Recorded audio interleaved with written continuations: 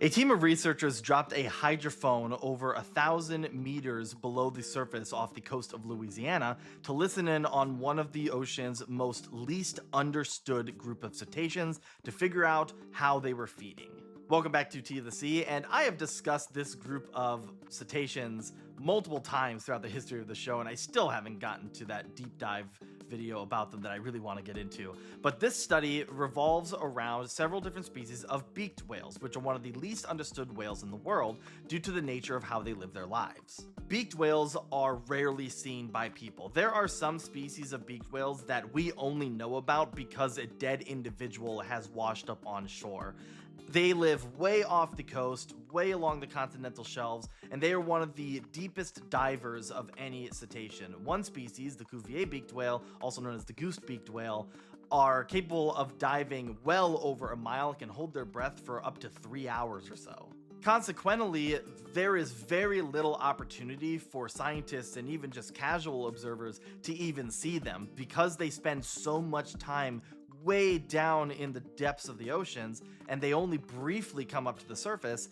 Just there really isn't a lot of opportunities to really study them. But that's what makes this more recent study really important, because it gives us an idea of what these animals are doing as they're diving, specifically regarding their feeding methods. Because beaked whales are so difficult to study, let alone find and track, a team of researchers led by University of Miami bioacoustic expert Eloise Frouin-Mouy, I hope I pronounced that somewhat correctly, dropped a series of listening systems down about 1,100 meters off the coast of Louisiana.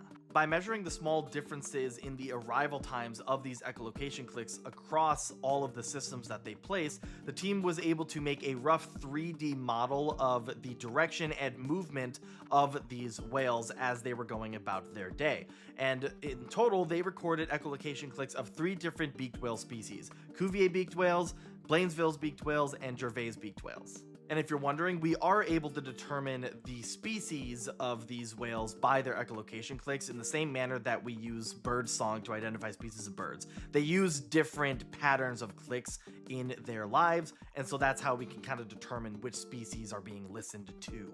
As it turned out, Cuvier's beaked whales seemed to spend more time foraging. They were making average dives of about 20 minutes compared to Gervais and Blainville's beaked whales, which were doing 13 and 14-minute dives on average comparatively. The Cuvier beaked whales were also diving all the way to the seafloor before they began their foraging runs, indicating that the whales were feeding on different prey items depending on the species, because they all weren't going to the same depths as they dove.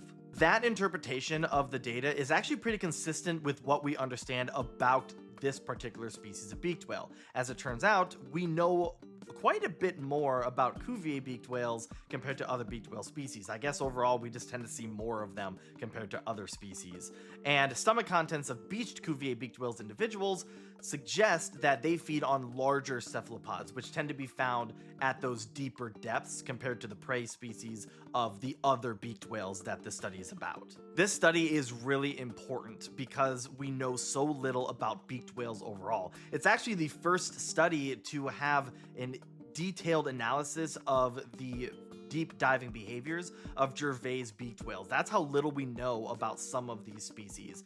And this is really important because it can help us protect the animals better in the future. Even though we almost never see these whales, our impact on them can be very significant. Some researchers believe that the Deepwater Horizon oil spill in 2010 caused beaked whales populations in the region to decline by almost 83%. So we can have a very significant impact on this practically unheard of group of whales. So studies like this can be really important, not just so that we can better understand a species of whales that we want to know more about, but it can help us better plan ahead for how we can help protect them if we know not only how they're foraging for food, but also where they're foraging for food. So studies like this one can help us better understand how these animals are being affected by human factors such as noise pollution, overfishing, and just overall human activity, which can help us better plan for protecting these very poorly understood whales.